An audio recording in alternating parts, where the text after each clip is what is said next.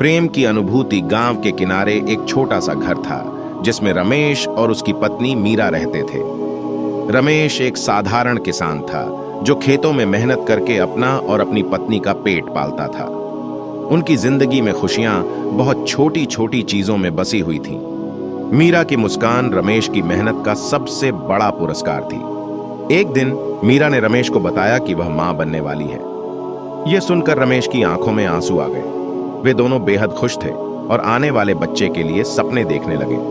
हर शाम रमेश खेत से लौटकर मीरा के साथ बैठकर बच्चे के बारे में बातें करता था। उन्होंने बच्चे के लिए छोटे छोटे कपड़े और खिलौने भी खरीदे थे, लेकिन किस्मत को शायद कुछ और ही मंजूर था। एक दिन मीरा की तबीयत अचानक बिगड़ गई। रमेश उसे तुरंत शहर के बड़े अस्पताल में ले गया। डॉक्टरों ने बताया कि मीरा और उसके बच्चे दोनों की हालत गंभीर है। रमेश की दुनिया जैसे थम सी गई। वह दिन रात भगवान से प्रार्थना करता रहा और अस्पताल के बाहर बैठकर मीरा और अपने बच्चे की सलामती की दुआ मांगता रहा।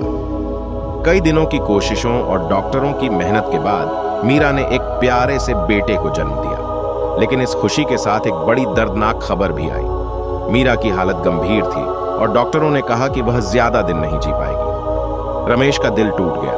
वह अपने बच्चे को गोद में लेकर मीरा के पास गया।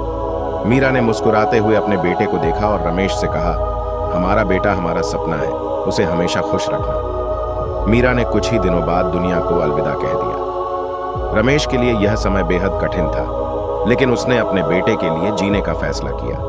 वह हर दिन अपने बेटे के लिए मेहनत करता, उसे पढ़ाता और मीरा के सपनों को पूरा करने की कोशिश करता। रमेश का बेटा बड़ा हुआ और उसने अपने पिता की मेहनत और बलिदान को समझा।